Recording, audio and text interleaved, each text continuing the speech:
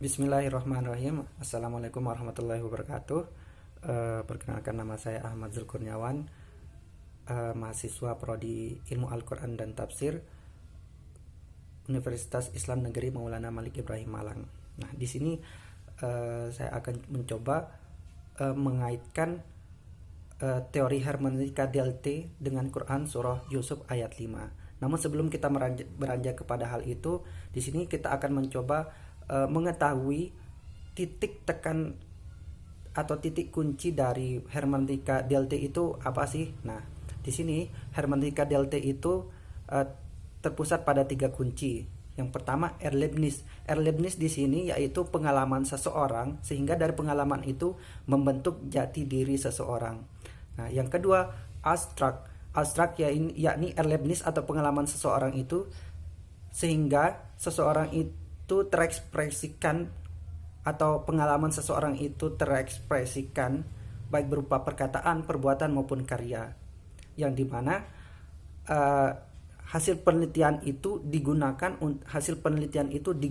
untuk melihat fenomena atau karya seseorang. Nah, kemudian setelah itu dengan memahami Erlebnis seseorang, maka kita akan memahami atau mengetahui abstrak seseorang. Setelah kita memahami kedua hal tersebut, maka di situ akan dinamakan, atau itulah yang akan dinamakan dengan Verstehen. Nah, Verstehen itu mencoba memahami kenapa seseorang itu mengatakan hal seperti ini, hal seperti itu, atau mengapa seseorang itu melakukan hal itu, bagaimana teks itu lahir, bagaimana teks itu ada, seperti itu. Nah, kemudian kita akan mengaitkan dengan Quran surah Yusuf ayat 5. Ayatnya yang berbunyi, A'udzubillahi minasyaitonirrajim, Bismillahirrahmanirrahim.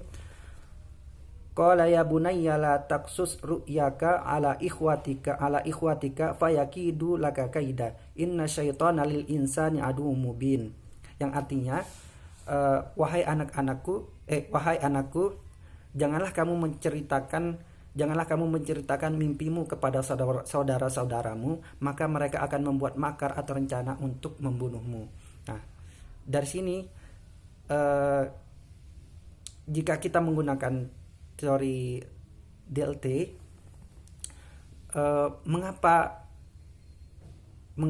Nabi Yakub alaihissalam melarang Nabi Yusuf untuk menceritakan mimpinya.